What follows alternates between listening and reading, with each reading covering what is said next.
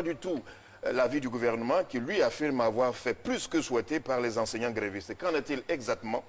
5 invités pour nous le dire. Et il s'agit de Ekoun Kwasi, il est le secrétaire général national du CINESI. Bonsoir à vous.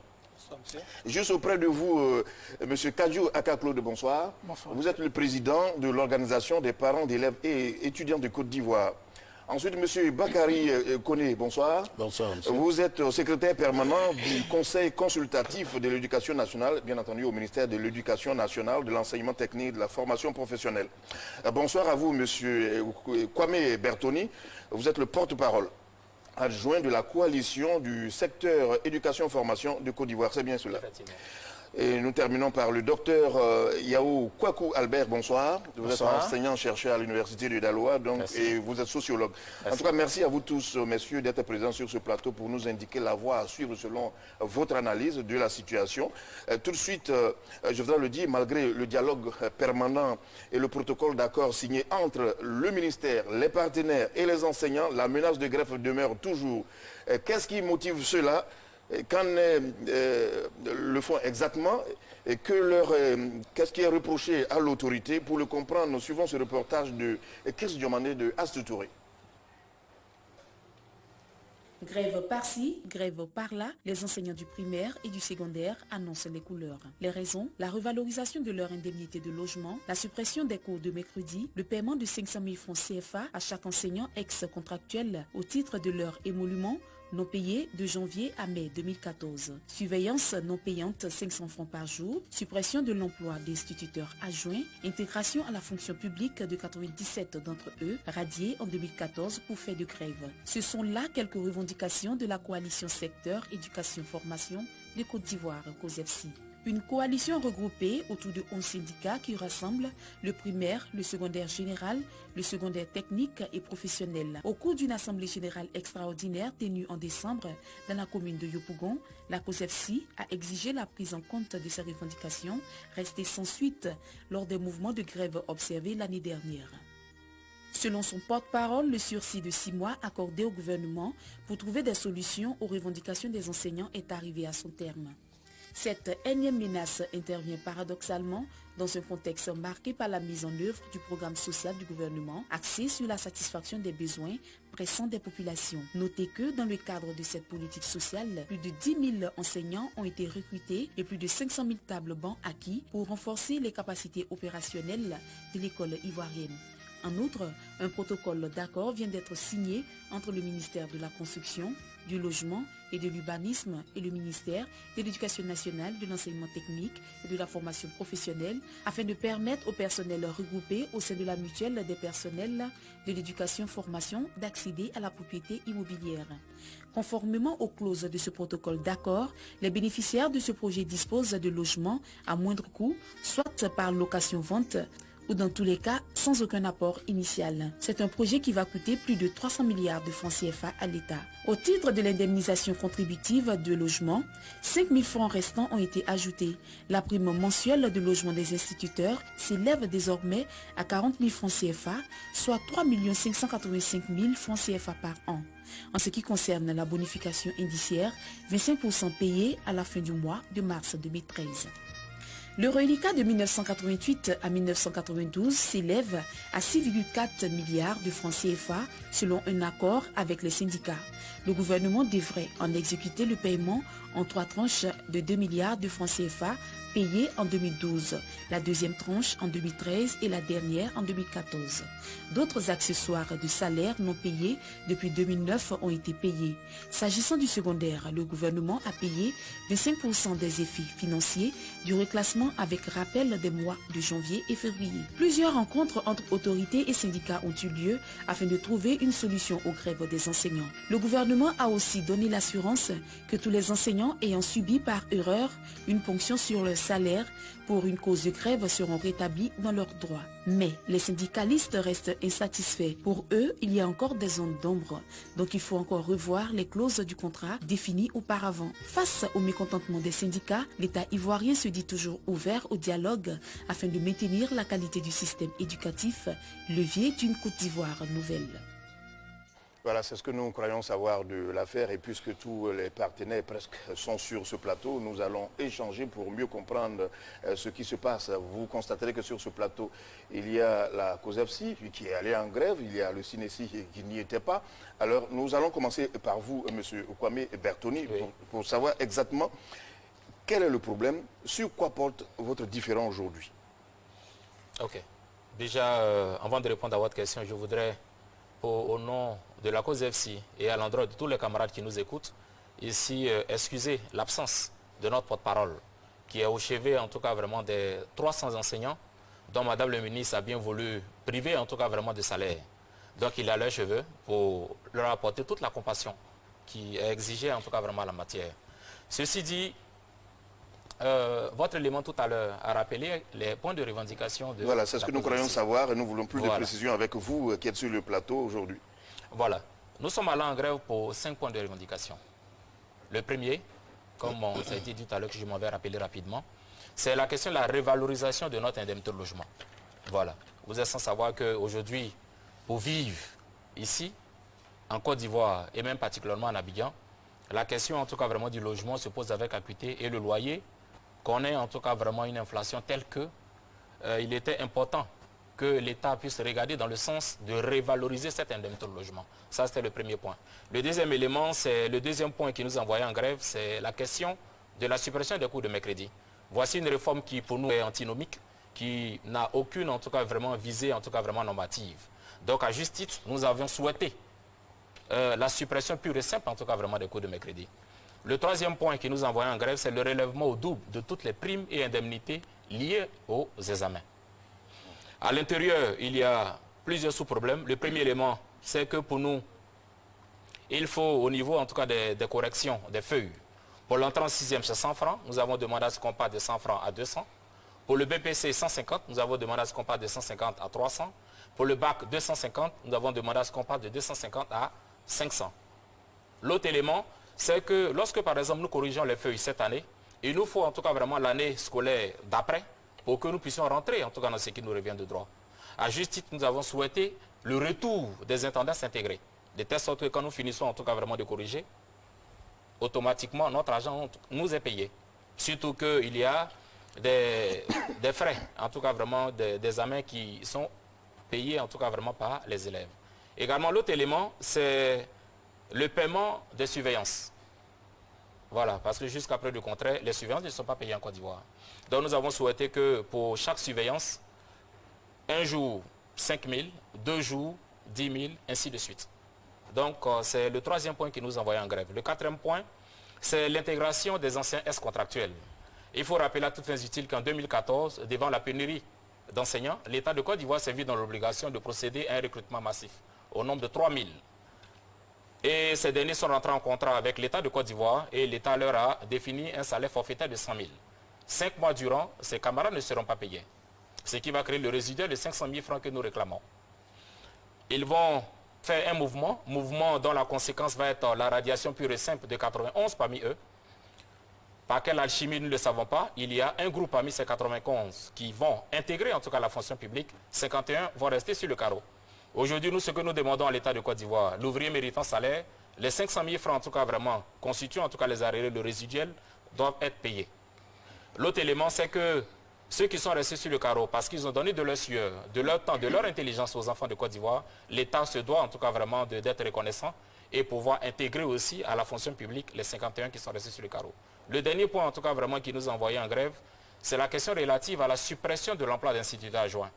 Nous avons estimé à juste titre d'ailleurs que pour des ingénieurs de l'esprit, il n'était pas bon de continuer à les recruter avec le BPC. Donc il fallait rester en phase avec le PASEC 2012 qui avait indiqué à la matière qu'il fallait relever le niveau de recrutement au bac. Donc pour nous, il était bon en tout cas vraiment de revenir au bac, donc relever le niveau de recrutement en recrutant seulement avec en tout cas vraiment le bac.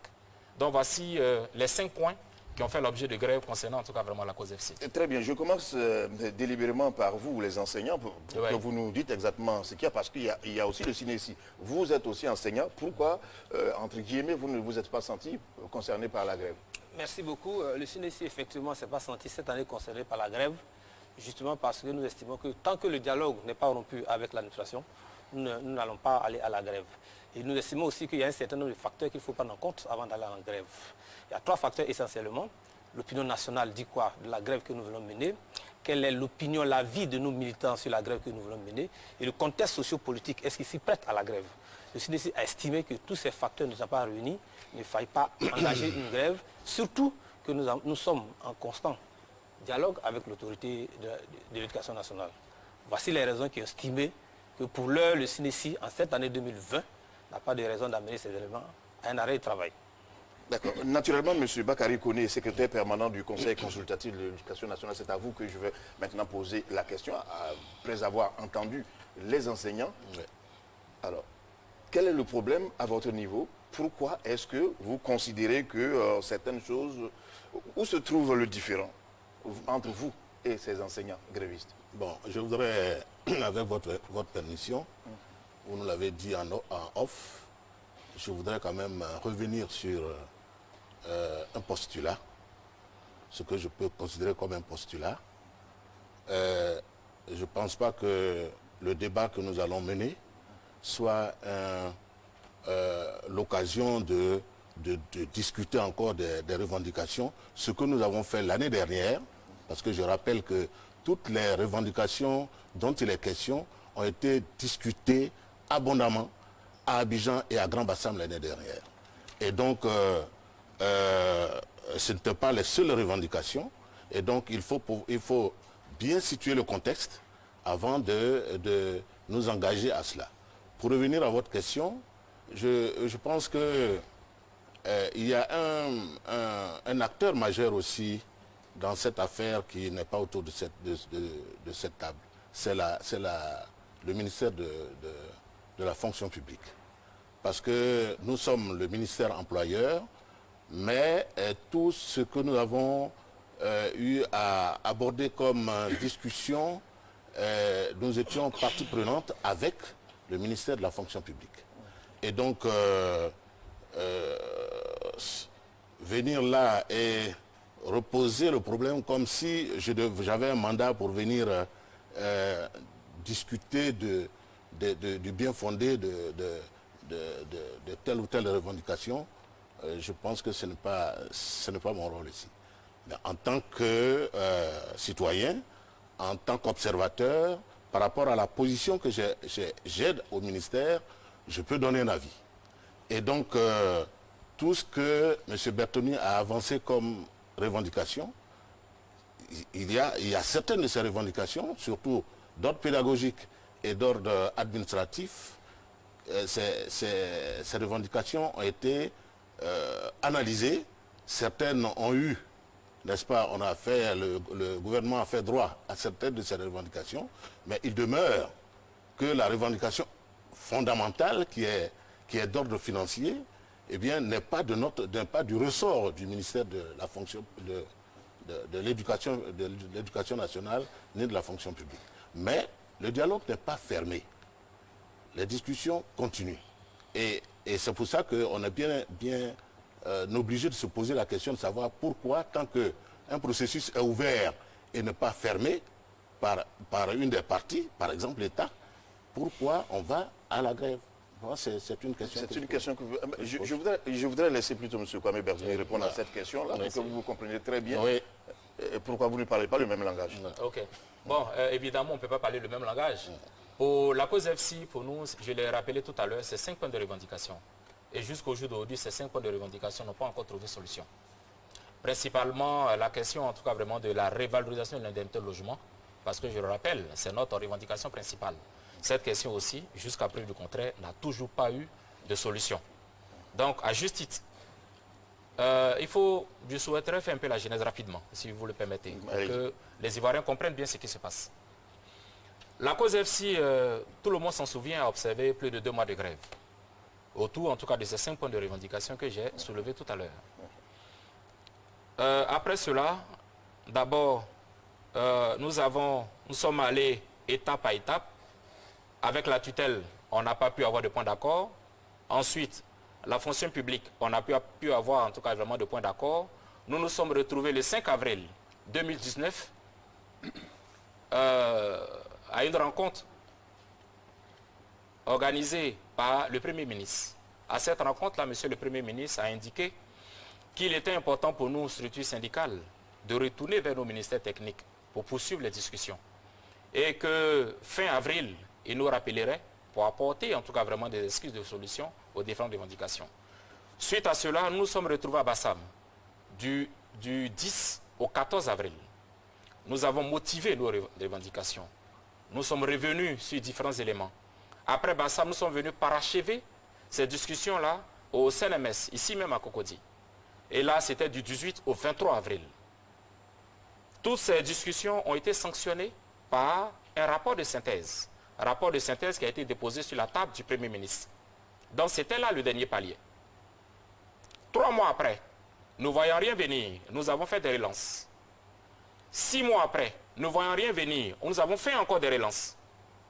Rien n'y fit. 7 mois après, l'Assemblée générale, le 7 décembre 2019, a estimé que jusque-là, puisque nous n'avions aucune réponse relativement à nos légitimes revendications, il était important que nous remettions le couvert. C'est ainsi que nous avons décidé, les 28, 29 et 30 janvier, d'observer une grève d'avertissement. Et très bien. Et c'est là que, c'est depuis ce jour-là, oui, M. Koné, vous avez entendu. Quelle est votre réaction? Non, ma réaction est qu'il y a un processus qui était ouvert. Et le Premier ministre, excusez-moi, mais c'est le Premier ministre. C'est le chef du gouvernement. Le Premier ministre, lorsqu'il nous a reçus, il nous a dit, il a ordonné au ministère technique de créer des cadres de concertation, ce que nous, à l'Éducation nationale, sous la gouvernance de Mme Kandia Camara, nous avions déjà créé ce cadre de concertation. C'est la COSEFSI qui était sortie de ce cadre de concertation. Il est là, il ne peut pas dire non. Ils sont sortis parce qu'ils estimaient, et comme il l'a dit lui-même, comme il l'a dit lui-même, ils sont sortis de la discussion. Parce qu'ils estimaient qu'en face d'eux, il n'y avait pas de répondant à leur revendication. C'est cela. Mais il a dit. Et ils se sont retrouvés au niveau de la primature. Lorsque le Premier ministre nous avait appelés, eux, ils avaient déjà rencontré. Ils étaient allés à la primature. Et donc, monsieur le Premier ministre s'est impliqué pour apaiser les esprits. Et nous a demandé de continuer les discussions dans le cadre des ministères sectoriels, puisque le ministère, au niveau de l'enseignement supérieur, il y avait aussi quelques remous là-bas. Et nous avons discuté. Et si, au haut du sommet de l'État, on nous a dit que tous les problèmes que nous ne pouvions pas résoudre, de leur transmettre cela, et que le rapport a été déposé, objectivement, qu'est-ce que nous faisons? Nous attendons. Personne n'a écrit, personne n'a reçu un courrier pour dire que le dialogue était rompu. Personne. Et cette année encore, lorsque, à la reprise, ils sont revenus sur les mêmes revendications, posons-nous un peu la question. Ce n'est pas les seuls syndicats. Il y avait beaucoup de syndicats qui étaient en grève. Mais les revendications, certaines des revendications qu'il a énoncées tout à l'heure, faisaient partie aussi de la plateforme des autres syndicats qui étaient en grève. À propos du cours du mercredi, il y a eu une évaluation. Est-ce qu'ils ont pris la peine de regarder le rapport de l'évaluation, ce qui a été décidé? Alors, c'est cela qu'il faut voir. Moi, je crois que là, nous sommes autour de la table. Il faut aussi que les Ivoiriens nous écoutent. Il faut pouvoir leur dire aussi la vérité. Parce que si vous allez dans une démarche jusqu'au boutiste, ici et maintenant, il faut trouver une solution et qu'on vous demande d'attendre. Parce que justement, à la primature, qu'est-ce qui nous avait été dit? Il nous avait été rappelé que le gouvernement s'était engagé. Votre élément l'a si bien montré. Le contexte a été bien planté.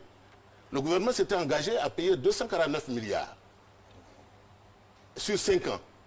Et sur ces 5 ans, des engagements ont été pris. On me dira, oui, nous, on ne se reconnaissait pas, mais quand on a payé, chacun a empoché cela. Voilà, c'est cela la réalité. Et donc, et le Premier ministre, je rappelle aussi, je rafraîchis la mémoire de ceux qui étaient là-bas. nous avait dit ceci, peut-être en forme de boutade, mais si vous m'aviez dit que ce qui était plus important pour vous, ce n'était pas le stock des arriérés, et que c'était d'augmenter les salaires, pardon, parce que c'est une augmentation de salaire, bon, d'augmenter, de revaloriser les indemnités de logement, ben, j'aurais présenté cette requête-là au président de la République. Mais vous m'avez dit que ce qui était important, c'était le stock des salaires. Le solde des salaires. Oui, le stock des arriérés de salaire. Oui, oui, et donc, c'est ce qui est en train d'être payé. Et en conséquence de cause, toutes les centrales qui ont signé au nom des syndicats ont bien dit que pendant 5 ans, eh bien, on n'utiliserait pas l'arme de la grève tout de suite pour revendiquer, et il fallait qu'on négocie. Mais on est dans la négociation. Pourquoi on ne veut pas s'inscrire dans la durée? Très bien. Vous allez échanger tout à l'heure, le temps de donner la parole à M. Kadio. Vous avez entendu, quelle est votre réaction tout de suite? Ma réaction, elle est claire. Que les grèves, selon le plan stratégique éducation-formation 2016-2025, que la grève est l'un des éléments négatifs qui contribuent au dépérissement du système éducatif ivoirien dans son ensemble. Il y a grève à l'éducation nationale, il y a également grève au ministère de l'enseignement supérieur, de la recherche scientifique. Le 11 et 12, les chercheurs seront en grève. Il y a une petite grève au lycée classique d'Abidjan. En ce moment-là, l'école est en ébullition. Il y a des problèmes qui sont posés.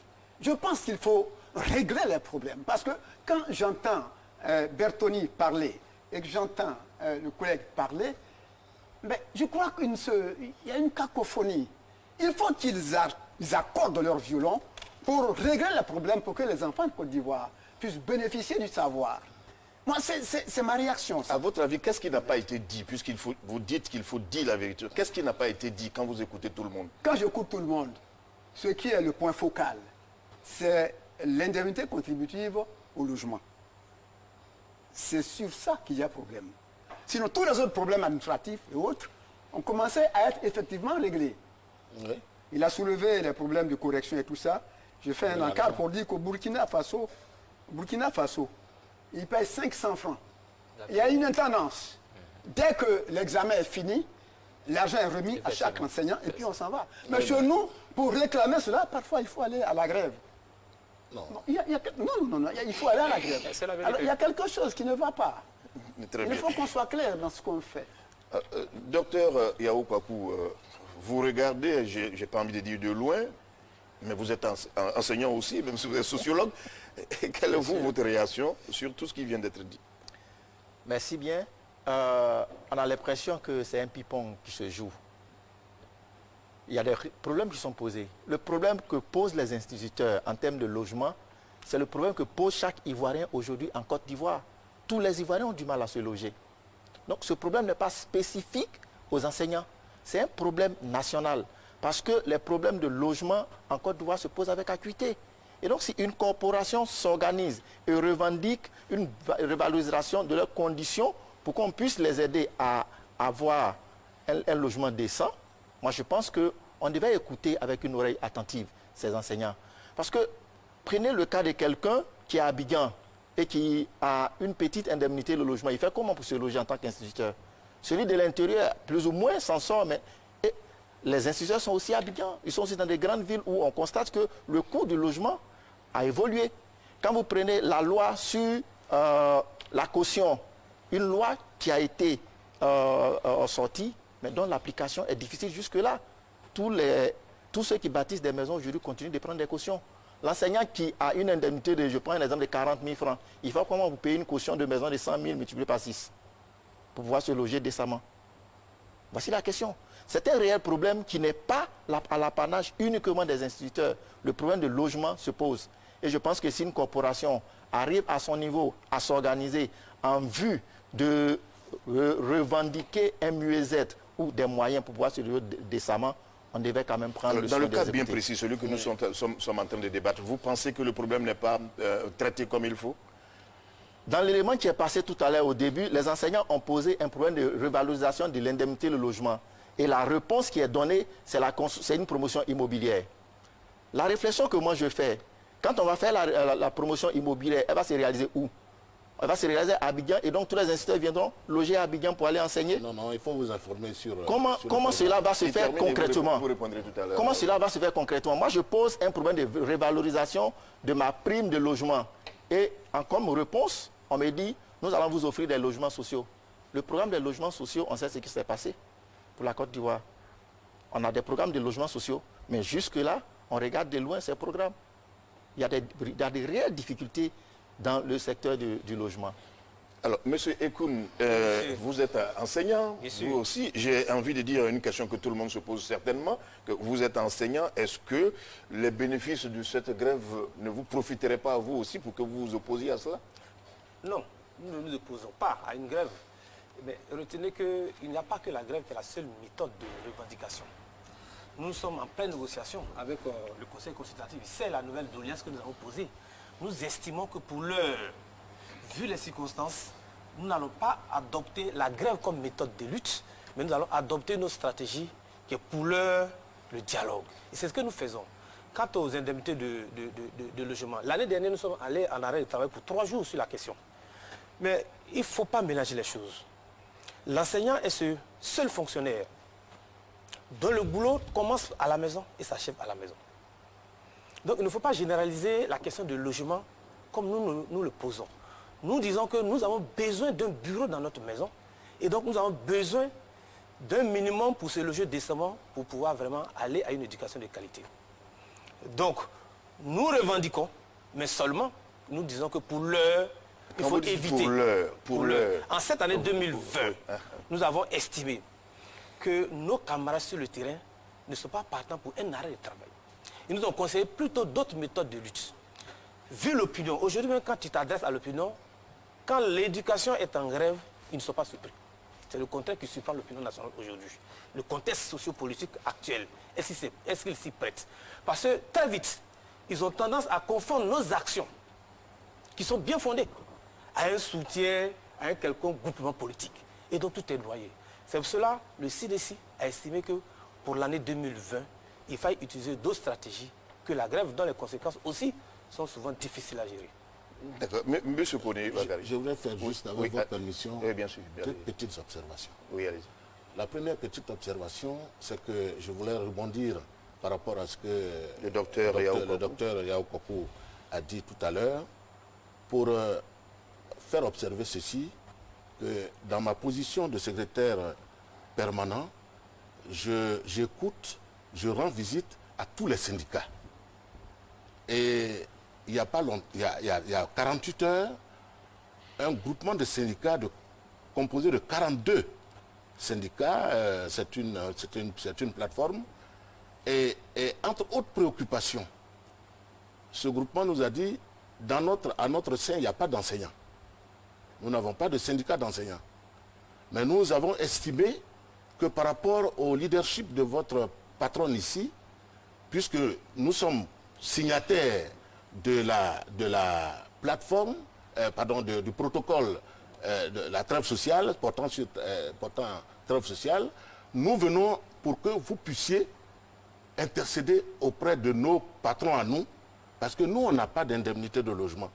Vous réclamez la revalorisation, mais nous, 42 syndicats, nous n'avons pas d'indemnité de logement. Nous voulons qu'on nous inscrive aussi au tableau, n'est-ce pas, de l'indemnité de logement. La première observation. La deuxième observation, c'est que, docteur, le projet qui est en cours, vous le regardez à distance. Je voudrais proposer que vous puissiez le regarder de très près. Parce que ce programme de logement, il est lancé sur, bien sûr, il est porté sur les fonds baptismaux, mais il tient compte, n'est-ce pas, de tous les gros risques qui ont pu bloquer certains projets similaires auparavant. Et nous pensons vraiment qu'au niveau du ministère, et avec le ministère de la Construction, que ça ne va pas se réaliser qu'à Abidjan, mais il y a des sites au niveau de l'intérieur qui vont être également identifiés. Et donc, je ne peux pas m'avancer là-dessus, mais c'est juste un conseil pour que nous ayons la bonne intelligence de la chose. D'accord. Monsieur Kwame Bertoni, oui, allez-y.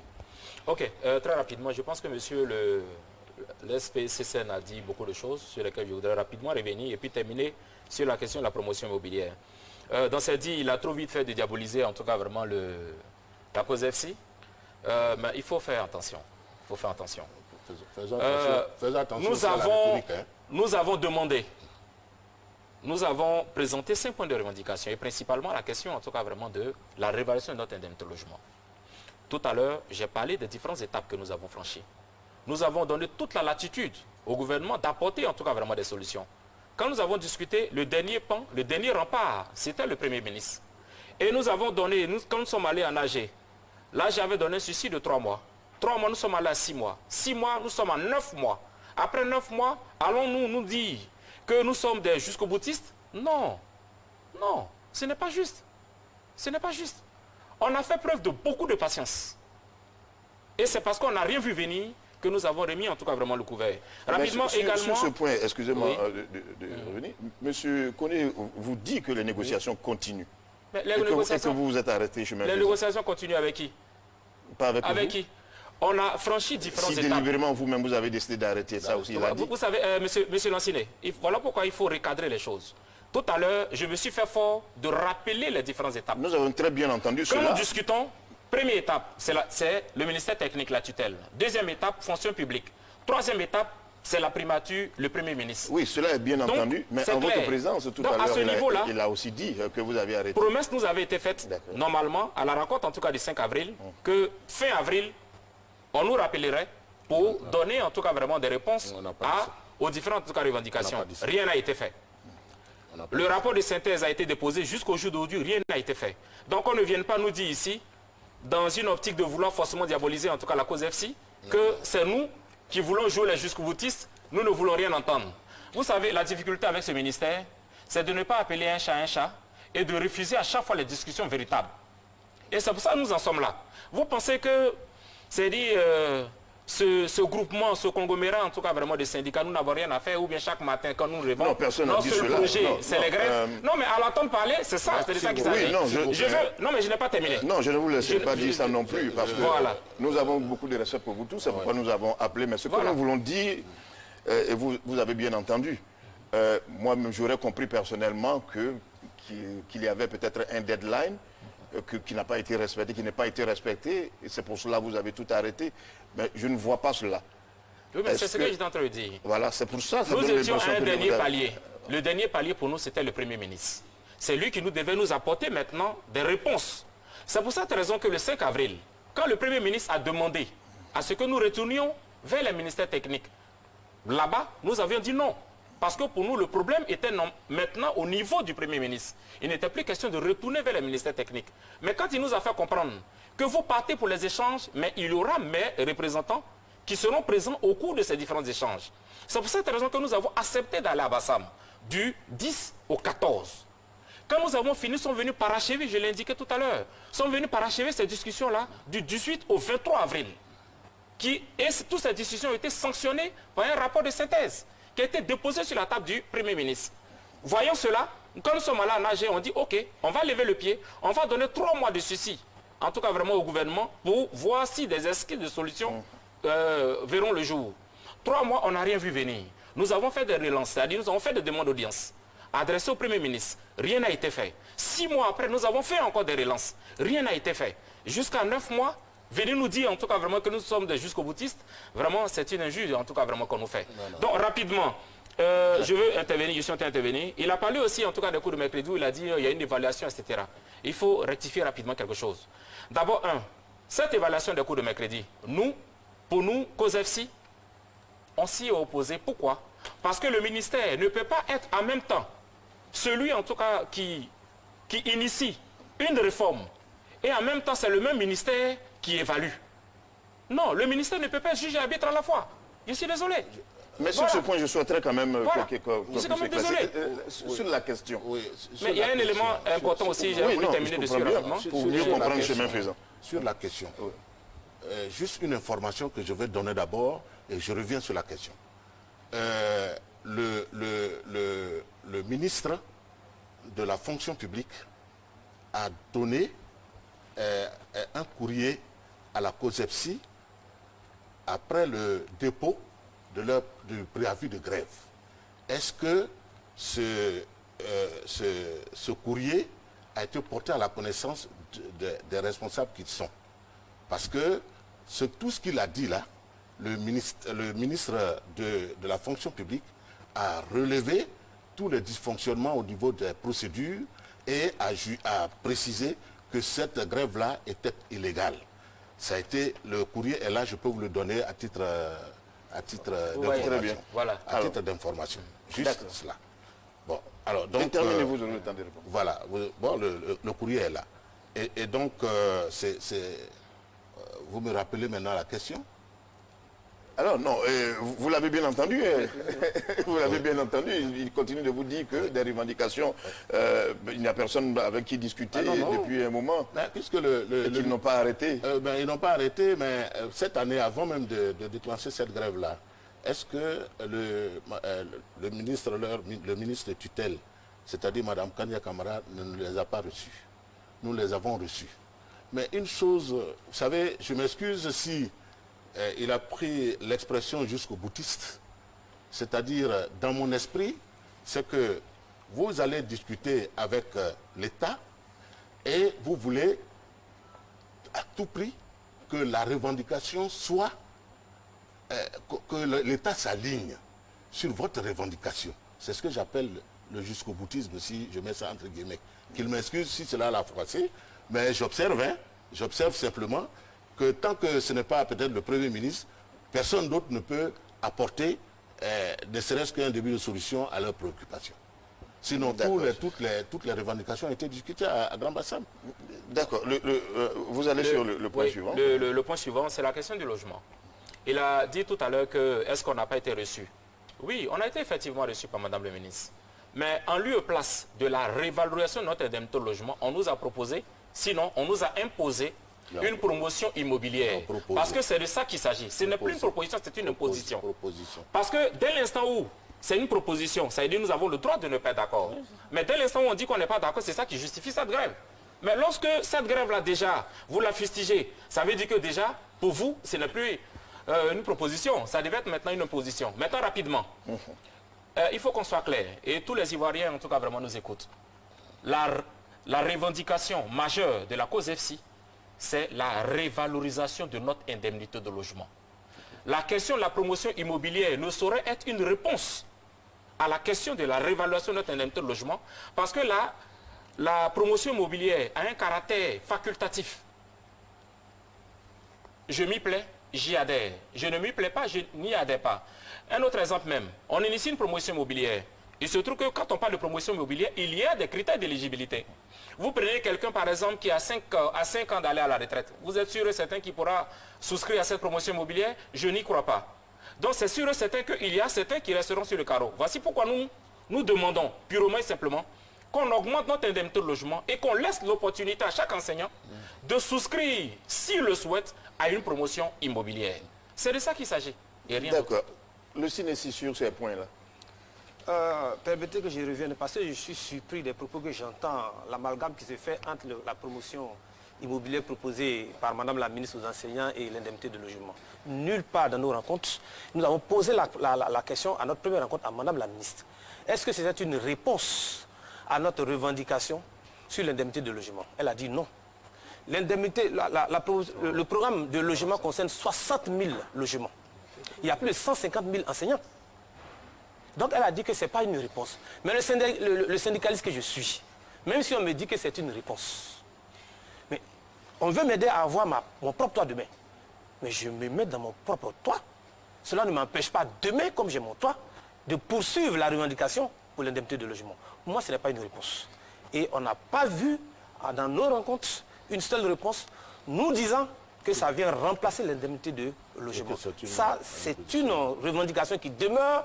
Et l'administration nous a dit que cette revendication de l'indemnité de logement se trouve désormais sur la table du Premier ministre et donc qu'il faille attendre. Pour vous, c'est deux choses différentes, Deux choses complètement totalement différentes. Le programme de logement concerne 60 000 enseignants. Il y a plus de 150 000 enseignants. Mais il le dit, vous avez utilisé le mot proposition, lui il a dit on leur a imposé quelque chose. Comme les rencontres ne se font pas simultanément, les rencontres que j'ai eues avec Madame la ministre, la question lui a été posée, elle a dit c'est pas la réponse.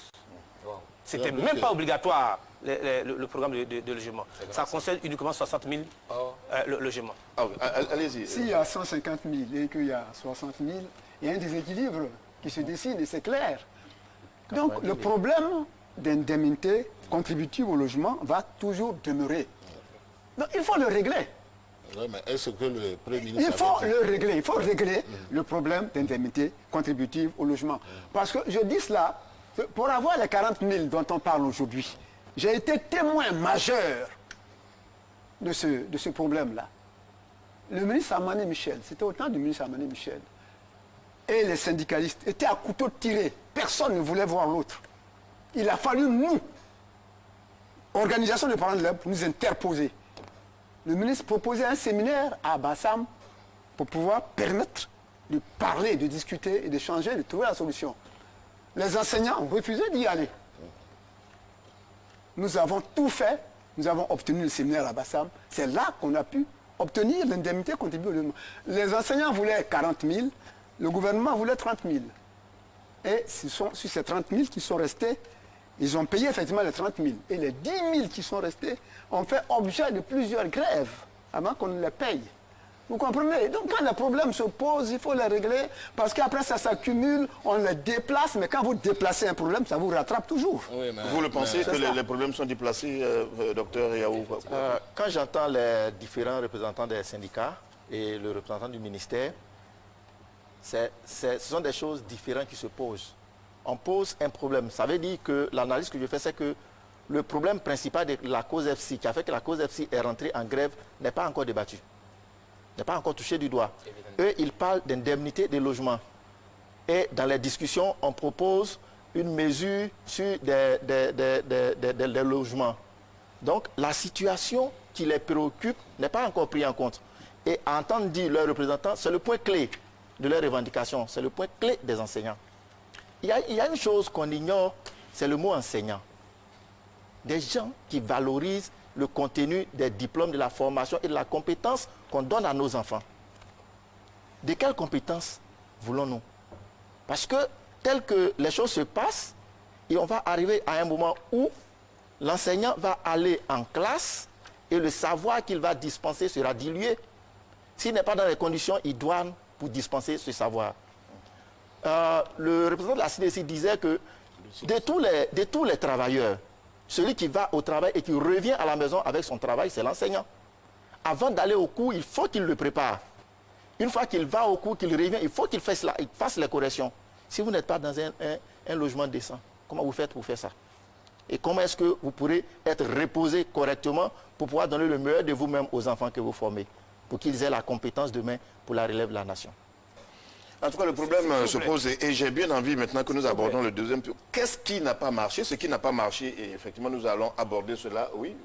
Ce qui n'a pas marché, il y a plusieurs revendications qui ont été dites. Et, des fois, nous perdons dans les documents que nous recevons de part et d'autre. On parle de l'application effective du référentiel des métiers, de l'accès à la fonction.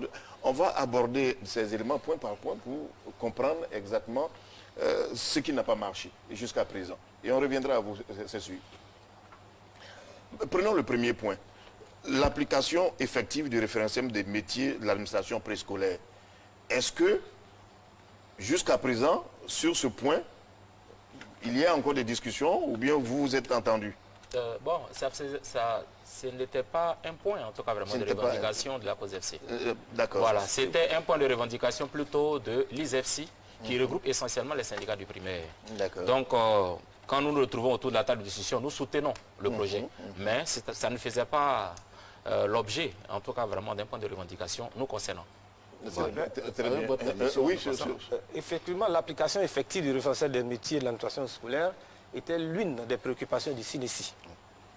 Vous savez, en 2016, l'État a organisé des concours exceptionnelle pour reclasser les enseignants de grade A4 dans les grades A5, A6 et A7.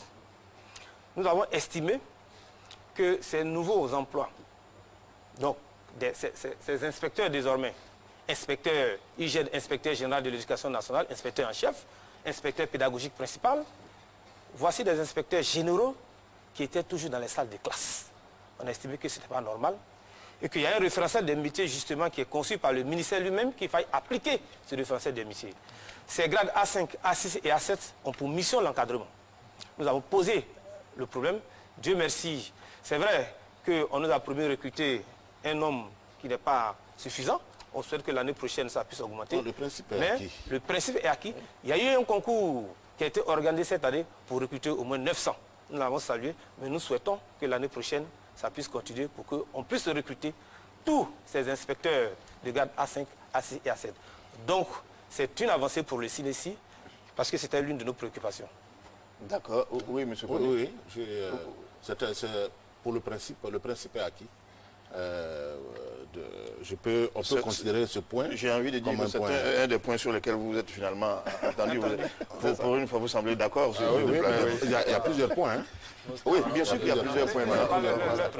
Oui, mais ça ne faisait pas partie de la plateforme de la Ah non, la Cour non plus n'a pas dit cela sur ce plateau. Non, pas Voilà, du donc tout, pas du tout. nous vous posons le problème pour comprendre, pour savoir, parce qu'il n'y a pas que vous deux enseignants sur... Voilà, Non, c'est donc il y a les même, autres. même pour ça que je crois, pour l'information au niveau de l'opinion, il faut rappeler qu'en 2019, au nombre des revendications, il y avait des revendications d'ordre administratif, d'ordre pédagogique et d'ordre financier. Et donc, tout ce qui était administratif et pédagogique, un effort, je pense, est tout à fait observable et nous avons fait un tableau pour ça. Mais alors, lorsqu'on parle aussi de la revalorisation à 100% des indemnités liées aux examens, vous avez parlé des examens tout à l'heure. Est-ce que à ce niveau, vous parlez le même langage? Bon, à ce niveau, jusqu'à aujourd'hui, on ne parle toujours pas le même langage, mais à Bassam, il nous avait semblé que nous étions en accord avec, en tout cas, vraiment l'administration, à Bassam. Quand le problème a été présenté, vraiment, c'était le seul point sur lequel il nous avait semblé, en tout cas, vraiment... Oui, il termine et puis voilà. voilà. C'est le seul point dont il nous avait semblé que nous étions d'accord. Jusqu'à ce que nous arrivions en Abidjan et que, bon, on comprenne que encore, même là encore, il y a toujours problème. Voici pourquoi, justice, nous disons que pour nous, COSEFSI, relativement à nos points de revendication, pour nous, pour le moment, il n'y a pas d'avancée, en tout cas, vraiment notable. Voilà. Il n'y a pas d'avancée, même revalorisation à 100% des indemnités aux examens. Oui, c'est pareil. Hein. Bon, il faut dire qu'il y a deux grandes catégories de revendications. Des revendications à caractère financier qui jusque-là n'ont pas connu d'éléments de réponse de la part de la primature. Les revendications d'ordre pédagogique connaissent des avancées. Donc le problème qui se pose, c'est les revendications à caractère financier. La revalorisation des indemnités de correction à 100%, le problème a été débattu à Bassam.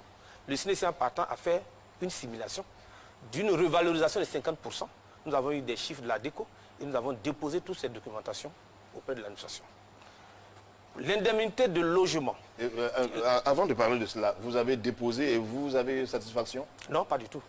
J'ai dit tout ce qui est à caractère financier est encore sur la table du Premier ministre et c'est ce qu'on nous a dit. Et nous attendons vraiment des réponses de la part de son Excellence, Monsieur le Premier ministre. Mais il faut noter que l'indemnité de logement est une revendication que tous les syndicats ont portée. Le docteur disait tout à l'heure que ça n'a pas été débattu. Ça a été débattu à Bassam. Les syndicats se sont retirés et on a fait des propositions. Il a dit pas satisfait ou pas débattu. De toute façon, il aura le temps. La ligne débattue, j'ai bien noté. Et donc on a débattu de la question des indemnités de logement à Bassam. Les syndicats lui ont fait des propositions qu'on a déposées également sur la table du Premier ministre. Le problème, c'est que jusque-là, aucun élément de réponse n'a été donné à ces revendications à caractère financier. Oui, c'est ce que vous dites? Ben, c'est ce que je disais. Autrement dit, quand on pose un véritable problème et qu'on laisse le problème, on traite d'autres choses à côté. Moi, je fais par exemple, j'ai un mal de tête ou j'ai une autre maladie. Au lieu de me donner le médicament pour soigner mon mal de tête, pour mon indigestion par exemple, c'est un paracétamol que vous me donnez pour un mal de tête. Mais aucun médecin ne ferait cela, ne dites pas cela. C'est le constat. Au lieu de soigner l'indigestion, on donne du paracétamol pour soigner un mal de tête. Le vrai problème reste. L'image l'image effectivement fait sourire, mais je crois que le postulat de départ, tant qu'on va rester à l'ignorer, eh bien on se dira il y a quelque chose. On n'est pas là, et il faut rappeler que lorsque le Premier ministre nous a reçus à son cabinet, et là je regarde Bertoni, Et je vous regarde aussi. j'étais présent. Il y était. Bertoni était, Ekoun était là-bas. Le Premier ministre a dit, vraiment avec les engagements que l'État a pris, nous ne sommes pas en mesure là de nous pencher sur des questions de revendications financières. Toutefois, la porte reste ouverte, faites les propositions, c'est ce qui motive d'ailleurs. À Baska, Bassam, on a invité les uns et les autres à faire des simulations et à présenter un tableau. Tout ça, c'est remonté. Mais alors, attendons. Au Sénégal, le problème s'est posé. Oui, Au Sénégal, le problème s'est posé. Le gouvernement a mis 100 000 francs sur le salaire des gens. Ça s'est arrêté. S'il vous plaît. Donc, je crois qu'il y a un problème qui s'est posé. Il faut le voir de façon cartésienne. Et le régler. Il y a des choses qu'on peut régler à court, à moyen et à long terme. Mais c'est lorsqu'on ne répond pas, lorsqu'on ne dit rien du tout, c'est là qu'il y a problème. Alors, je crois qu'on dit on va licencier tout ça, mais ça va empirer la situation. Alors, il faut que les protagonistes puissent s'entendre autour de l'école pour que les enfants puissent aller à l'école. C'est ça qui est notre préoccupation, nous, en tant qu'organisation des parents d'élèves. Nous défendons l'intérêt des enfants et de leurs parents. Donc, il faut vous accorder vos violons pour qu'on puisse avancer. Oui, allez-y. Ouais, rapidement, moi je pense qu'il y a une chose, il ne faut pas extrapoler les faits. Et il ne faut pas extrapoler les dires. Nous étions à cette rencontre du 5 avril, et je m'en souviens comme c'était aujourd'hui. Le Premier ministre a bien dit, retournez vers vos ministères techniques. Fin avril, on va vous appeler à nouveau. Et puis, mais c'est pour cette raison que nous avons accepté d'y aller. C'est pour cette raison que nous avons accepté d'y aller. Et voici pourquoi nous sommes partis. Et vous voyez, chaque fois quand monsieur le SPCCN prend la parole, chaque fois c'est les mêmes choses. Non. Vous voyez, le jusqu'au boutiste que vous refusez, c'est de vous l'avez dit, mais dans vos propos, c'est ce qui revient chaque fois. Je veux rappeler à tous fins utiles que la cause FC n'est pas une organisation, en tout cas vraiment une fêtière va en guerre. Non, pas du tout. Nous avons donné tout le temps au gouvernement d'apporter une solution à notre question principale, la question en tout cas vraiment de la réévaluation de Oui, cela vous l'avez dit. Et jusqu'au jour d'aujourd'hui, rien n'a été apporté. Et c'est parce qu'aucune réponse n'est apportée. Et contrairement à ce que le camarade... Aucune réponse qui vous satisfasse. Non, aucune réponse. Parce que quand... Il y a une réponce, mais sauf que vous n'avez pas... Parce que ce qu'on nous dit... Parce que deux personnes sur ce plateau ont quand même dit qu'on vous reproche la méthode et que la grève était irrécevable et que vous êtes impatient. Mais lorsque, à deux rencontres, nous avons rencontré le chef de cabinet qui nous avait invité à une rencontre. Ensuite, ça a été avec Madame le ministre. Et au cours de ces deux rencontres, l'on nous a dit la réponse à la question de la révalorisation de l'indemnité de logement est la promotion immobilière.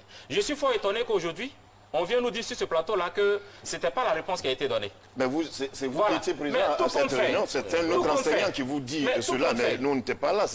Monsieur Lanciné, mais tout compte fait. Si tel est que ce n'est pas la réponse, alors on est encore plus à l'aise pour dire qu'il n'y a toujours pas de réponse à la question de la révalorisation de notre indemnité de logement. Et c'est ce qui justifie, à juste titre, la grève que nous avons observée. Monsieur Ekoun continue de dire que ce n'était pas la réponse. Monsieur Koné, pareil. Oui, pareil. Et je voudrais qu'au niveau du champ lexical qui est utilisé là, on relève souvent, on a accordé un sursis. On a fait ceci. Bon, il faut éviter, puisqu'on est dans un cadre de dialogue, parce que quand on va dialoguer avec l'employeur, avec l'État, je pense qu'il faut aussi savoir reconnaître sa place. C'est ce que je veux dire.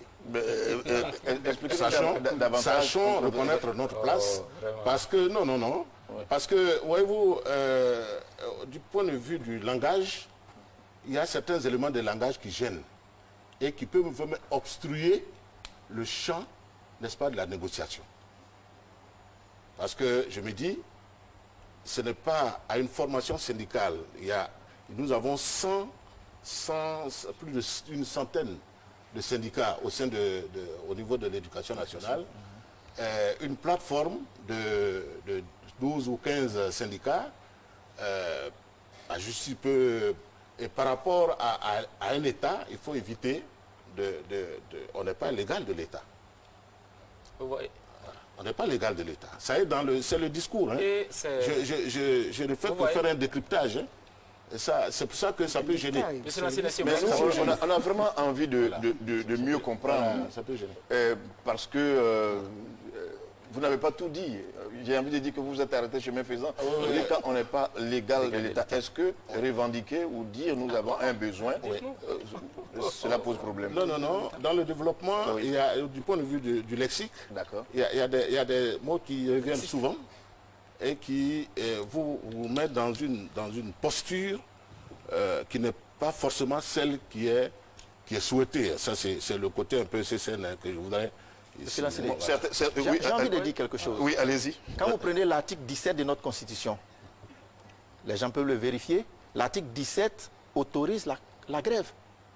La grève est un droit reconnu et garanti par la Constitution de la République de Côte d'Ivoire. Donc le travailleur, qu'il soit dans le privé ou bien dans le public, lorsqu'il est insatisfait, peut recourir à la grève comme effet de requête ou bien de manifestation de son mécontentement. C'est vrai. C'est en réponse à ce qu'il a dit quand il dit qu'on n'est pas légal de l'État. L'État est le garant de la sécurité et de tout le monde. Et nous sommes tous sous l'État. Mais je n'ai pas pu comprendre qu'il disait que la grève était interdite. Non. Quand on dit que nous ne sommes pas légal de l'État, c'est l'État qui protège le citoyen. C'est l'État qui protège le citoyen, n'est-ce pas, dans un État. Et c'est au regard de la Constitution de l'État qu'on agit.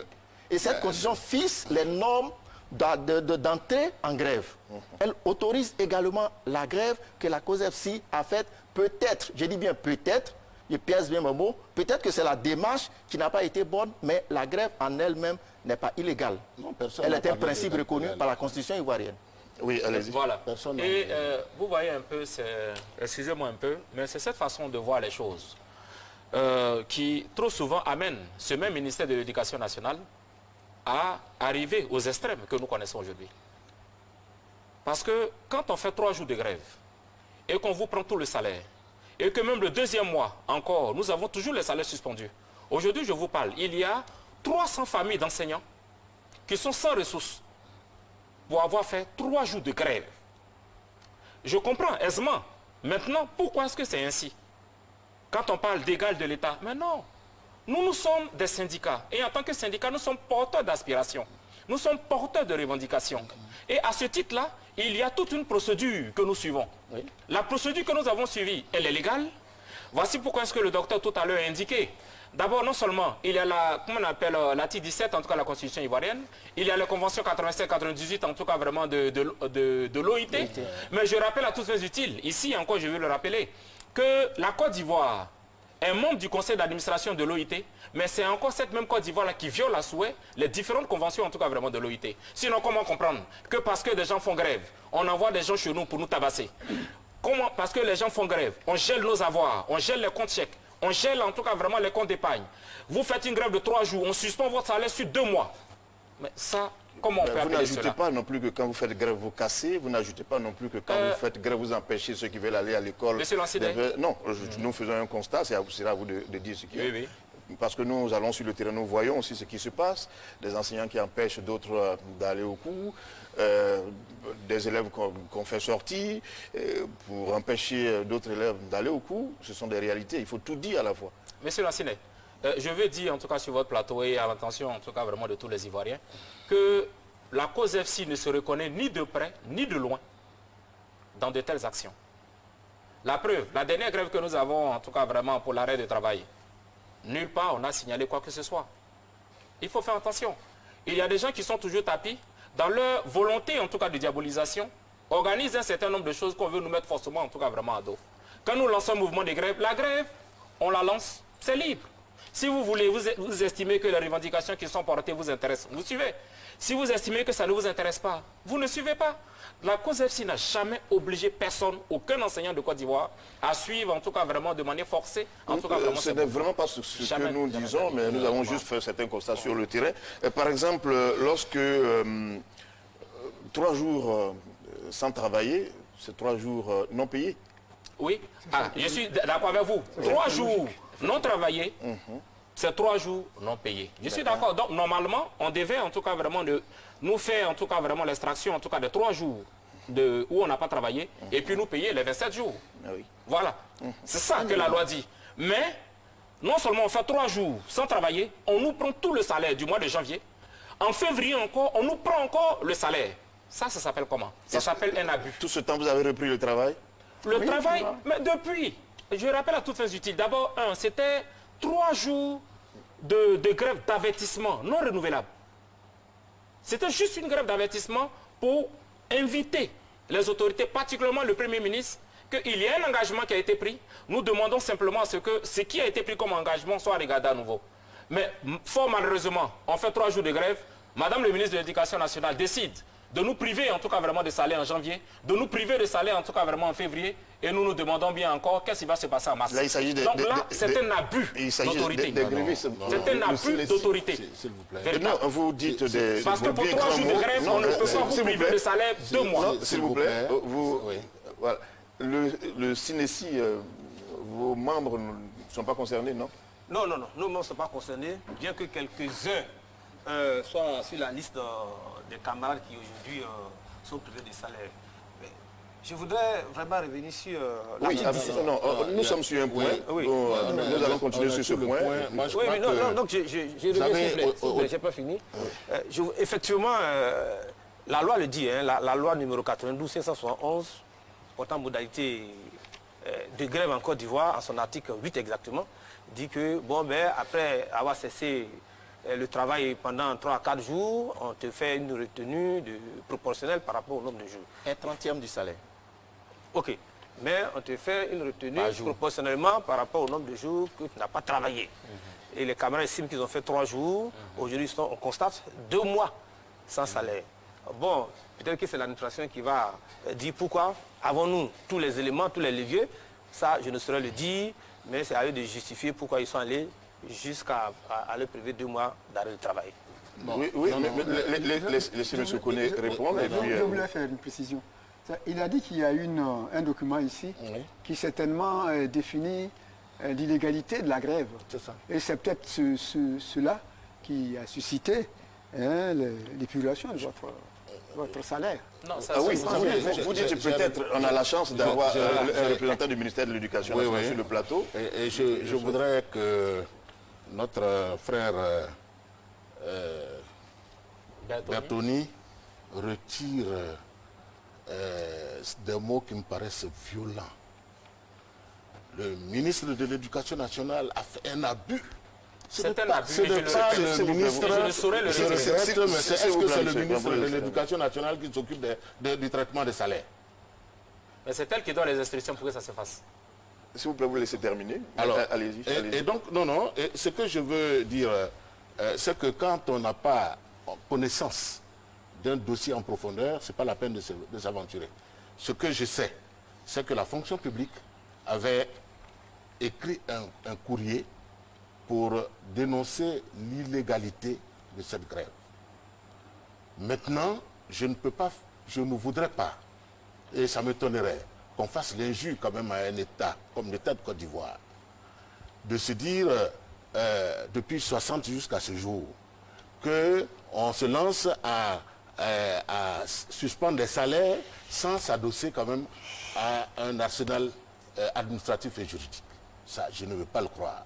Donc, moi, je pars du fait que j'ai eu entre les mains un document qui avait prévenu les grévistes que la démarche était illégale et qu'à partir de ce moment-là, ils avaient encore la possibilité de se rétracter pour analyser en profondeur les arguments qui sont contenus dans ce courrier et puis, pourquoi pas, revenir à la charge. Voilà. Un courrier adressé à eux À eux, à la cause EFSI. à la cause EFSI. Voici pourquoi il faut que je réponde. Et retiré d'ailleurs par M. Atabi. C'est M. Atabi qui D'accord. a Alors, retiré. la question que je voudrais me poser là-dessus... Oui, bien sûr, bientôt, avant la question que je voudrais poser là-dessus, Oui. c'est 2 mois de suspension de salaire, dit-on. Pour 3 jours de grève. Après 3 jours... Volontairement, vous permettrez que je n'aborde pas cette question. Puisque je ne... Non, c'est pas une fuite de responsabilité. C'est votre droit de ne pas répondre à la question. En tout cas, Moi, j'ai un je exemple ne réponds précis pas à cela. concernant cette situation. Un enseignant qui n'avait pas cours le jour de la grève, donc n'est pas parti à l'école. Et le constat a été fait, il a été porté absent. Et parce qu'il n'avait pas cours et porté absent le jour de la grève, il a ces 2 mois de salaire qui sont suspendus. Et ça persiste. Oui, c'est une erreur, mais il suffit de faire la preuve qu'on était simplement absent, Voilà. pas pour raison de grève. Monsieur l'enseignant, je souhaiterais répondre rapidement à pensez ça. Oui. Non, parce que Faut aller jusqu'au bout de quand l'idée. la loi dit que pour une journée de travail de grève, pour une journée de travail de grève, c'est 1/30 du salaire. On fait 3 jours de grève et c'est la totalité du salaire. Et cette même loi dit que même quand on doit faire la soustraction, il y a des choses qu'on ne touche pas comme l'allocation familiale. Mais ici, c'est tout qui est bloqué. Très bien. Ces personnes font Sur la question, M. Koné a dit qu'il ne souhaiterait pas répondre. Non, moi, Oui, mais il a dit quelque chose. Quand on nous a adressé un courrier, vous permettez à ce qu'on réponde rapidement à ça. Voilà. Non, la parole est plutôt donnée à M. Kadiou pour le moment, et on reviendra à vous. Le courrier, si vous avez pris connaissance, il faut l'analyser. Il faut en tirer les conséquences. Voilà, on veut Mais je répondre crois un peu à qu'il y a ça, eu sur des le courrier. négociations. Vous aurez le temps de répondre. Il y a eu des négociations. On aurait dû donner le courrier pendant les négociations et avertir les enseignants en leur disant, bon, écoutez, si vous grèvez, voilà ce que vous attendez. Le courrier a été Mais, retiré. Alors, ça a été retiré quand, à quel moment, après ou avant la Non, grève? avant la grève, voilà ça. Oui. Bon, Bon, donc, vous pourriez mais le changer courrier, plus c'est tard. pas ici qu'on va le Bien sûr, donner. vous pourriez changer plus tard. Mais, M. Kwame, avez-vous, oui ou non, reçu ce courrier-là? Ok, effectivement, nous avons reçu ce courrier. Voilà, je m'en vais répondre rapidement. Ce courrier nous a été adressé avant la grève. Vous savez, nous, la particularité de la cause EFSI, quand c'est A, on vous dit que c'est A. Si on ne l'avait pas reçu, on vous dirait on ne l'a pas reçu. On a reçu ce courrier, mais nous avons aussi répondu. Dans ce courrier, nous avait été indiqué en tout cas que notre grève était illégale. Nous avons fait la démonstration, à l'endroit en tout cas du ministre de la Fonction publique, que notre grève bénéficiait de toute sa légalité. La preuve, nous avons respecté toute la procédure en la matière. On dit avant de déclencher. D'abord, je rappelle à toute fin que ce n'est pas une nouvelle grève. Hein. C'est une grève, c'est une suite. Nous avons commencé avec la tutelle. On n'a eu aucune réponse. Fonction publique, aucune réponse. Primature, aucune réponse. Nous nous voyons en droit de reprendre les choses là où on les a laissées. Donc, je ne vois pas l'illégalité, en tout cas vraiment dans ce que nous avons fait. Notre grève est bel et bien légale. Selon votre entendement? Non, ce n'est pas selon mon entendement, Ah oui, selon non, en tout cas je vraiment suis les bien textes. obligé de le préciser parce que vous Voilà. avez reçu aussi un courrier qui vous C'est dit clair. que cette Donc, ce grève... n'est pas... D'accord. La grève dans le système éducatif ivoirien n'est pas sans conséquence, bien entendu, pour toutes les parties prenantes, enseignants, apprenants, l'État et même les parents d'élèves. Quel impact ces grèves peuvent avoir sur tout le monde? Nous allons suivre ce reportage pour mieux comprendre. Le débrayage des enseignants du système éducatif n'est pas sans conséquence sur les différents acteurs de ce secteur. Les impacts sont diversement perçus et à des degrés variés. Les premières victimes sont les élèves qui ont le droit de recevoir l'éducation et la formation afin de s'insérer dans le tissu économique et social. Il y a un moment dans l'évolution de la vie d'un individu, il y a des moments pour apprendre. Alors, bien évidemment, quand la formation est au rabais parce qu'il y a la récurrence de la violence, les programmes ne sont pas respectés, les objectifs qui sont fixés en début d'année ne sont pas atteints et ça joue sur le devenir en tout cas de la nation tout entière et particulièrement pour les élèves, pour les enfants qui sont en situation d'apprentissage. C'est un rabais et donc c'est pas bon, c'est une déconstruction. L'une des victimes de ces arrêts dans les écoles demeure, en n'en point douter, les parents. L'école étant un investissement, étant un placement du capital humain, le parent qui débourse des fonds pour scolariser son enfant, lorsqu'il y a les débrayages, il est dans un sentiment de déception. Il est déçu, il est blasé, il vit une sorte d'amertume. Contrairement à l'apparence, les enseignants sont eux-mêmes doublement victimes de ces grèves engagées par leur corporation. Quand il y a les débrayages, la population porte un jugement de valeur sur le métier des enseignants. C'est-à-dire, les gens disent, ceux-là, ils font toujours la grève. Et quelque part, leur mouvement les expose même à une sorte de vindicte populaire. Pendant les périodes de débrayage, il y a une sorte de division dans la corporation. Il y a ceux qui pensent qu'il faut utiliser les méthodes modérées, il faut négocier. Et puis il y a ceux qui pensent qu'il faut durcir le ton. Donc souvent, il y a des conflits qui peuvent déboucher sur des violences physiques. Ces grèves-là, quel que soit alpha, elles finiront par prendre fin. Et quand ça finit, l'enseignant est livré à un travail où il est plus amené à fournir d'efforts. Parce que pour ceux qui sont en classe d'examen, l'obligation leur est faite de finir la progression. Une victime importante des grèves des enseignants demeure l'État ivoirien qui alloue la plus grande part du budget national à ce département, soit un crédit budgétaire de plus de 900 milliards de francs CFA pour l'année 2020. Dans cette pléiade de victimes, on pourra citer les fondateurs des établissements privés. Lorsque ceux du public ne vont pas à l'école, il se trouve que les enfants du privé sont un peu découragés, démotivés, puisque dans le quartier, ils sont ensemble et voici que leurs amis ne vont pas. Et il y a une démotivation. Et quelquefois aussi, les parents du privé refusent de faire face aux frais de scolarité des enfants. Il se trouve que les caisses sont vides et ça agit sur les enseignants. En somme, la société tout entière est victime de ces débrayages enregistrés dans le système éducatif ivoirien. C'est comme le corps humain. Lorsque l'œil est atteint, les autres parties sont influencées négativement aussi. Donc la circulation, les tassimètres, nous voyons aussi les restaurants qui sont à côté de l'école. Disons, toute l'économie est un peu aux abois. Les grèves récurrentes dans le système éducatif ne bénéficient à aucun des acteurs de ce système. Les parents d'élèves dépensent pour les enfants. Eux-mêmes sont des parents d'élèves.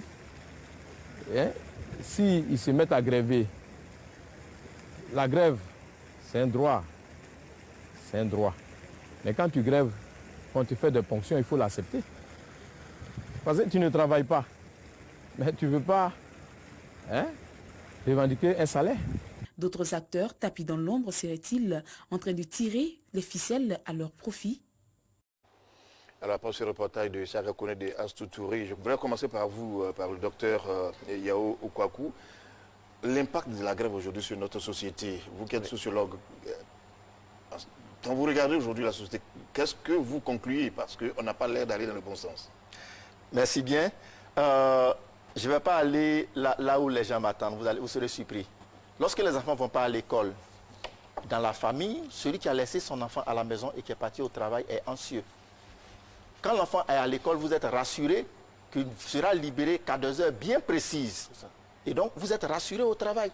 Mais quand vous les laissez à la maison, avec ce phénomène de disparition d'enfants et avec tout ce que nous connaissons, et que vous partez au travail, vous êtes vraiment anxieux et soucieux. Je ne parlerai pas du niveau des enfants qui est dilué, de la formation qui est faite au rabais, parce que les heures ne peuvent pas se rattraper. Les heures de formation ne peuvent pas se rattraper. Le contenu pédagogique ne peut pas tout entièrement être dispensé à l'enfant pour lui donner ce qu'il faut comme formation, comme compétence. Au niveau même il y a un auditeur qui l'a dit, au niveau même des enseignants eux-mêmes, quand ils vont en grève ou quand les situations les obligent à aller en grève, cela fait que la population a une mauvaise image de l'enseignant. C'est toujours vous qui grèvez, c'est ressorti là. Effectivement, c'est eux qui grèvent, qui vont toujours en grève et ça dépeint sur l'honorabilité. Avant, l'enseignant était quelqu'un de considéré. C'est un sacerdoce, on le disait et on le dit, l'enseignement, c'est un sacerdoce. Mais aujourd'hui, avec tout ce qui se passe, les gens même ont peur de dire qu'ils sont enseignants. Parce que dehors, ce n'est pas ça. Le point clé, c'est la formation. La grève ou les grèves diluent la formation. Voici ce que je veux simplement dire. Si nous voulons que nous ayons des compétences, je pense que c'est à nous de nous organiser au maximum pour réduire les grèves. Lorsque nous les sentons venir, s'il y a des choses qu'on peut faire pour les étouffer par le débat, le père de la nation a dit que nous devons prôner le dialogue. Feu Félix ou Feu Boigny. Et donc, si nous prenons le dialogue, je pense que demain, nous aurons des enfants bien formés et nous n'assisterons pas à ce que nous assistons aujourd'hui. Et quand on est dans une telle situation, très souvent, c'est aux parents d'élèves qu'on pense. Mais bien sûr. Bien sûr. Bien sûr, les grèves ont un impact négatif sur la formation des enfants. C'est pour ça qu'il faut tout faire pour qu'il n'y ait pas de grève.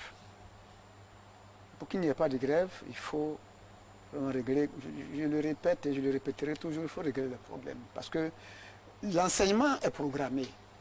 Il y a un emploi du temps, un programme annuel qui est établi, qui est disséqué à l'emploi du temps. Donc, lorsque vous mettez même une journée de grève, eh bien, il y a des impacts négatifs. C'est dramatique. Et ça dépend nécessairement sur la formation des enfants. Aujourd'hui, si le système, nous sommes plaisants à dire, nous complaisons, il y a beaucoup qui critiquent, qui disent que l'école ne va pas bien, l'école ne va pas bien. Mais qu'est-ce qu'on fait pour que ça aille bien? C'est la communauté éducative, c'est l'ensemble des populations. C'est nous tous qui devons nous mettre ensemble, prendre conscience et régler nos problèmes entre nous pour que vraiment l'école puisse avancer sans accord. Je ne pense pas que les enseignants soient heureux quand ils font la grève eux-mêmes, puisque leurs enfants, leurs propres enfants, se retrouvent dans leur classe. Donc ce n'est pas de gaieté de cœur que les enseignants font la grève. Voilà pourquoi moi je fais le plaidoyer. Je fais le plaidoyer auprès des pouvoirs politiques et des pouvoirs publics pour qu'on puisse écouter les jérémiades des enseignants.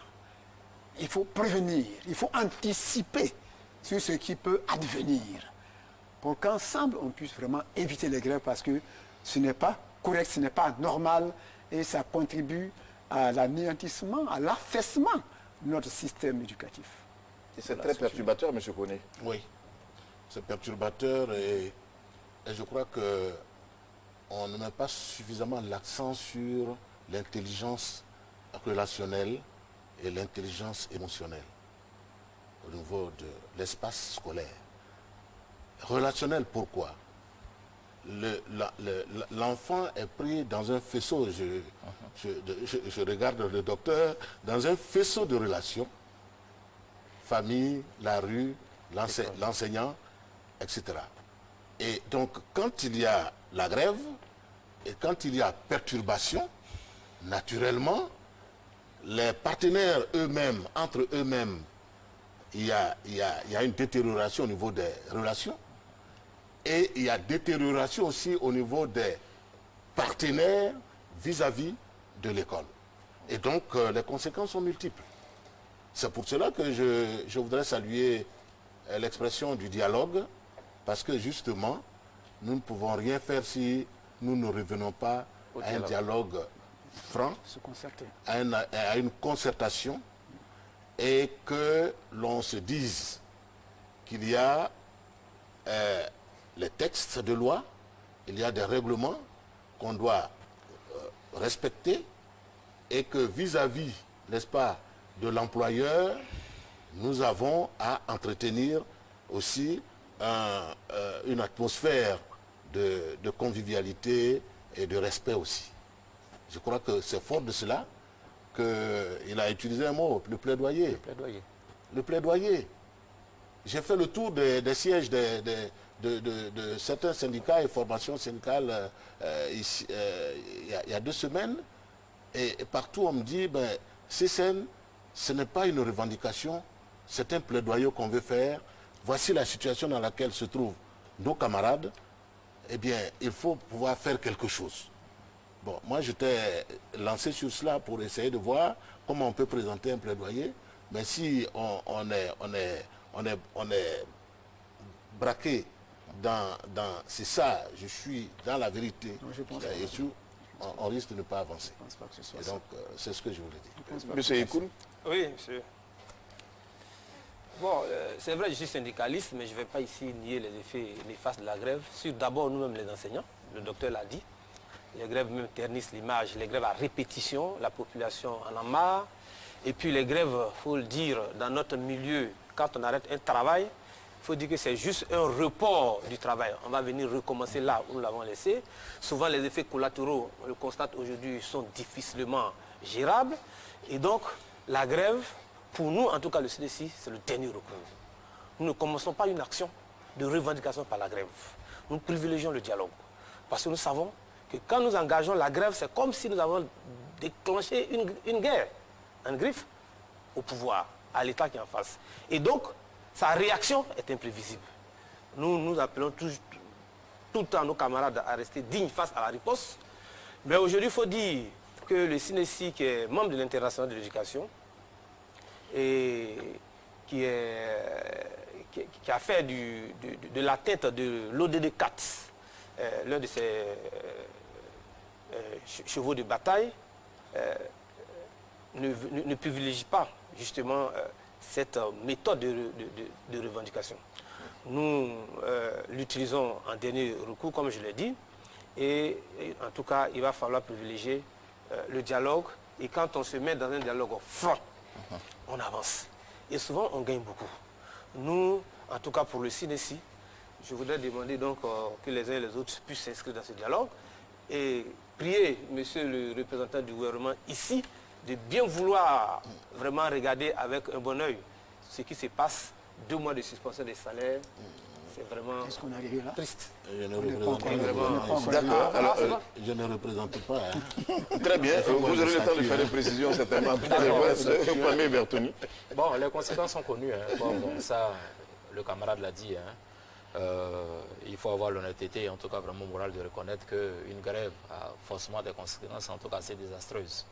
Et c'est parce que nous sommes conscients de cela. Voici pourquoi est-ce que nous déposons, pour nous, cause FC, avant même de déclencher, en tout cas vraiment le premier mouvement, même depuis l'année passée, on dépose un préavis de grève. La loi dit que c'est 6 jours francs qu'il faut observer. Nous observons même pratiquement 1 à 2 mois avant même, en tout cas vraiment, de déclencher le mouvement.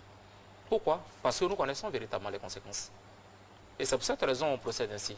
Mais trop souvent, regardez, quand nous avons déclenché le premier mouvement même, on a fait d'abord des demandes d'audience. Personne ne nous a écoutés. À répétition. Et c'est cela qui a conduit, en tout cas, vraiment au premier mouvement que nous avons eu à faire. Donc, ça vous dit que les conséquences, nous les connaissons. Et c'est pourquoi, à juste titre, dans un premier temps, nous permettons à ce que l'autorité réponde. Nous donnons tout le temps, toute la latitude même à l'autorité, en tout cas, de répondre à nos revendications. C'est quand rien n'est fait que nous sommes dans l'obligation d'utiliser, en tout cas, vraiment notre dernière arme, qui est, en tout cas, vraiment la grève. Sinon, nous ne privilégions pas la grève. Nous commençons d'abord par demander à ce qu'on nous donne quelque chose et on se donne tout le temps, on donne tout le temps à l'administration, à l'autorité pour pouvoir y répondre. C'est quand rien n'est fait que nous nous voyons dans l'obligation, en tout cas vraiment de D'accord, les 4 dernières minutes qui restent vraiment pour la conclusion, c'est véritablement un mot. Je voudrais commencer par vous pendant que vous avez la parole, M. Kwame Bertoni. Quelle est la voie, quel est le mot que vous utilisez pour que ce soit la voie de sortie de crise? Ok, la voie de sortie de crise. Déjà, première chose, il faut qu'on assiste réellement à une démocratisation, en tout cas vraiment, de l'école. La démocratisation appelle en tout cas vraiment à ce que tous les partenaires soient écoutés. Quand il y a des revendications, les autorités, au lieu de toujours diaboliser, au lieu de toujours croire qu'il y a des gens qui sont des jusqu'au-boutistes ou encore des va-t-en-guerre, il faut regarder la revendication. Aujourd'hui, notre revendication principale, c'est la question de la révalorisation de notre indemnité de logement. Nous y tenons. Ce que nous demandons, on ne demande pas à ce que, ici et maintenant, quelque chose soit fait.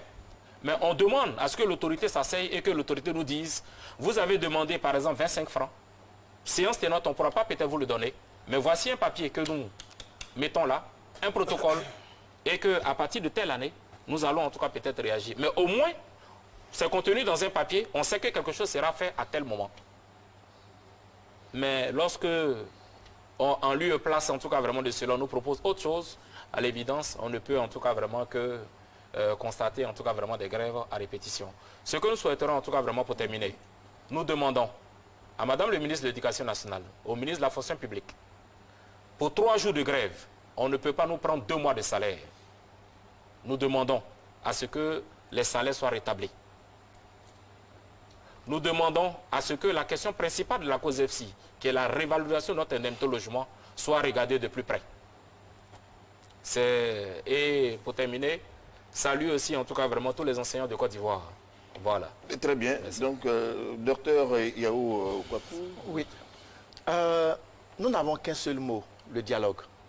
Pour l'école, le représentant des parents d'élèves l'a dit tout à l'heure, dans le supérieur, il y a des remous qui bientôt vont aboutir aussi à une grève. Que ce soit au niveau du primaire, du secondaire ou du supérieur, l'école, c'est l'élite de la société, c'est l'école qui forme le citoyen. Faisons en sorte de privilégier le dialogue au sein de tous les niveaux, à tous les niveaux de notre système éducatif, afin que nous ayons un capital humain compétent, bien formé pour la joute de demain. Merci. Alors, le dialogue, vous m'avez dit, M. Yekun, pourquoi il est si difficile le dialogue? Non, le dialogue n'est pas difficile. Ben, vous ne pouvez pas le dire sur ce plateau. Non, le dialogue n'est pas difficile. Mais ce serait difficile que ce soit accepté sur ce plateau. S'il y a une bonne dose de patience, on peut aller au dialogue. Et ça, c'est... Je pense que nous, les leaders syndicaux, nous devons aussi observer de la patience. Nous avons mené dans ce pays des luttes qui ont pris plus de 10 ans et qui ont pu aboutir. Et je pense que si nous avons un minimum de dose de patience et de dialogue, on peut éviter certaines crises. Je pense qu'il faut aussi que son Excellence, Monsieur le Premier ministre, se prononce sur les conclusions du BASSAM. Parce que jusque-là, toutes les revendications à caractère financier sont restées encore lettres mortes. Il va falloir très rapidement qu'on se prononce. Se prononcer ne veut pas forcément dire venir donner un avis favorable à toutes les revendications. Mais on veut connaître quand même l'opinion du gouvernement sur la question. J'ai terminé aussi pour dire que, en tant que syndicaliste, je voudrais aussi plaider pour que nos camarades qui subissent ces 2 mois de suspension de salaire puissent vraiment puissent retrouver leur salaire. Ça, c'est un plaidoyer que j'ai mis sur le plateau pour que son Excellence, Monsieur le Premier ministre, puisse vraiment donner des instructions pour que nos camarades qui souffrent, c'est des familles, il a dit, puissent retrouver leur salaire. Et le président de l'organisation des parents d'élèves et étudiants, qu'est-ce qu'il dit? Les parents d'élèves sont bénéficiaires de tout ce qui se fait à l'école. Donc pour nous, la grève est négative pour nous. Je voudrais plaider, faire un plaidoyer. Nous sommes face à la nation. Je veux plaider pour que les sanctions encourues par les enseignants soient levées et que leur salaire leur soit rétrocédé. Et pour le bonheur de l'école, parce que en raidissant la position, on ne sait pas jusqu'où on peut arriver. Et donc, je souhaiterais que le plaidoyer se fasse pour que les salaires puissent être rétrocédés aux enseignants, pour que l'école puisse continuer sans discontinuer, pour qu'on arrive à la fin de l'année avec des résultats conséquents et qu'on renforce le Conseil consultatif de l'éducation nationale pour que le dialogue devienne vraiment permanent et que de ces dialogues, on arrive à aboutir à des conclusions et à des résultats positifs pour le bonheur de notre système éducatif. Voilà ce que disent les parents. J'ai envie de dire, M. Kouré Bakary, c'est plusieurs commissions qui vous ont été faites à la fois pour dire... Ah oui, c'est le constat que nous faisons. Vraiment, c'est... Bon, évidemment, on ne se faisait pas d'illusions. Je pense que le dialogue social est un des moyens de management aujourd'hui de Madame la ministre. On ne peut pas me prendre à défaut là-dessus. Depuis la rentrée, des actes ont été posés pour créer justement cette convivialité, pour créer cette osmose entre le sommet donc, du cabinet et puis la base des différents partenaires. Donc, ce que je voudrais, à titre personnel, dire, c'est que nous sommes enseignants, nous ne sommes pas les seuls travailleurs de la Côte d'Ivoire. Nous revendiquons, certes, pensons aussi dans un élan de solidarité aux autres, ce n'est pas de la démagogie, et nous disons que chacun, la voie de sortie passe par la nécessité d'une prise de conscience, d'une reconnaissance en toute humilité de notre positionnement au sein du corps social. Si on sait où on est, Et si on est on s'inscrit dans le civisme, eh bien, on va toujours se faire écouter, se faire entendre. Et c'est sûr que au-dessus de nous aussi, on nous prêtera bonne oreille. Monsieur Bakary Kone, Monsieur Kadio Aka-Claude, Monsieur Ekoun Kwasi, Monsieur Kwame Bertoni et Dr Yao Kwaku Albert, dois-je dire que vous vous êtes entendus sur ce plateau avant que nous nous quittions? Je ne suis pas trop sûr. En tout cas, merci à vous, messieurs. Non, on a créé la condition de dialogue. Très bien, vous vous êtes entendus, vous vous êtes compris. Merci à vous de nous avoir indiqué la voie de sortie de cette impasse et surtout votre préoccupation commune, votre souci de voir le problème de l'école se résoudre au plus vite. Merci d'être venu sur ce plateau. Merci. Et à vous, chers téléspectateurs, merci de nous avoir suivis. C'était le débat. Très bonne soirée. Merci.